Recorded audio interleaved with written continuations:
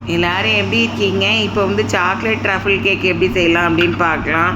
அதுக்கு வந்து அந்த சாக்லேட் ஸ்பாஞ்ச் கேக் முதல்ல செஞ்சு ஓடிஜிலேயோ குக்கர்லேயோ செஞ்சு எடுத்து தனியாக வச்சுக்கோங்க. ஏற்கனவே அதுக்கு வந்து வீடியோ போட்டிருக்கேன்.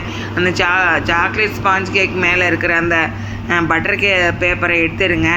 அதுக்கப்புறம் தனியாக ஒரு கிணத்துல தண்ணியை ஊற்றி நல்லா கொதிக்க வச்சு அதில் வந்து ஒரு 3 ஸ்பூன் வந்து வெள்ளைச்சீனி போட்டு சுகர் சிரப் மாதிரி செஞ்சு அந்த ஸ்பாஞ்ச் கேக்கில் வச்சுருங்க. கொஞ்சம் கொஞ்சமாக ஊற்றி அதை வந்து அந்த சுகர் சிரப்பை ஊற்றி எடுத்துக்கோங்க கொஞ்சம் கொஞ்சமாக. அப்புறம் டபுள் பாயிலிங் மெத்தடில் வந்து இந்த சாக்லேட்டை வந்து டார்க் சாக்லேட்டை வந்து அதில் கொஞ்சம் கொஞ்சமாக வெட்டி அதில் போட்டுட்டு நல்லா வந்து அதை உருக்கி எடுத்துக்கோங்க. இது விருந்தார் ஆட்சி சமையல் தமிழ் சப்ஸ்கிரைப் பண்ணுங்கள். நன்றி.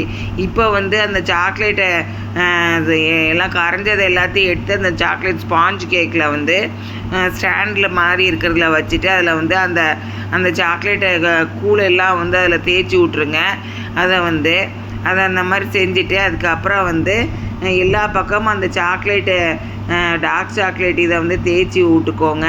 அதுக்கப்புறம் பட்டர் பேப்பரில் கொஞ்சம் டார்க் சாக்லேட் இதை வந்து உருக்குனதை வந்து அதில் இப்போ தடவி வச்சுட்டு அதுக்கப்புறம் அந்த கேக்கில் வந்து செரி பழத்தை கொஞ்சம் வச்சுட்டு அந்த எல்லாத்தையும் வந்து அந்த ஃப்ரிட்ஜில் வச்சதை எடுத்து அதில் வந்து அமுக்கி வச்சுருங்க.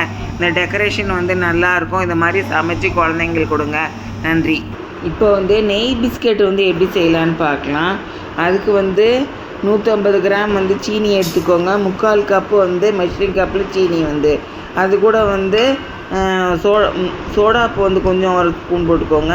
அதுக்கப்புறம் பேக்கிங் பவுடர் வந்து கொஞ்சம் போட்டுக்கோங்க 1 ஸ்பூன் எடுத்து.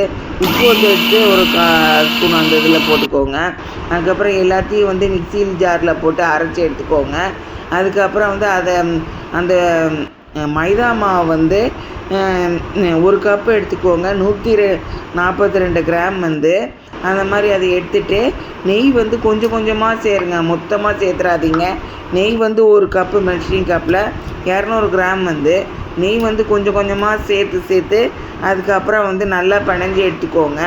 அதுக்கப்புறம் கையால் வந்து இந்த மாதிரி நல்லா சப்பாத்தி பதம் அளவுக்கு நல்லா பிணைஞ்சி எடுத்துகிட்டு கையில் இந்த மாதிரி ஊட்டி எடுத்துக்கோங்க.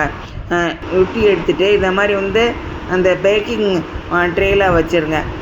பட்டர் பேப்பரில் போட்டு அதில் நெய்யை போட்டு தேய்ச்சிட்டு அதுக்கப்புறம் வந்து அந்த பிஸ்கெட் துண்டங்களெல்லாம் அதில் வச்சுட்டு அதுக்கப்புறம் 300 ஃபாரன்ஹீட்டில் வச்சுட்டு 150 டிகிரி செல்சியஸில் 10 நிமிஷம் வந்து ப்ரீ ஹீட் பண்ணிக்கோங்க. அதுக்கப்புறம் வந்து 18 நிமிஷம் வந்து அதை பேக் பண்ணி எடுத்துக்கோங்க. அந்த மாதிரி சமைச்சி எடுத்துகிட்டு நீங்கள் வந்து குழந்தைங்களுக்கு வந்து கொடுங்க. அது வந்து அந்த பிள்ளைங்க வந்து வெளியே கடையில் வாங்கி சாப்பிட்றதோட நம்ம வீட்டிலே வந்து சமைச்சி சாப்பிட்றது வந்து நல்லா சுத்தமாக சுகாதாரமாக இருக்கும். அந்த மாதிரி வந்து சமைச்சி உங்கள் குழந்தைங்களுக்கு கொடுங்க. டக்குன்னு வந்து இது செய்யக்கூடிய ஒன்று தான். இதை செஞ்சு நீங்கள் டப்பாவில் போட்டு வச்சுக்கலாம். நன்றி.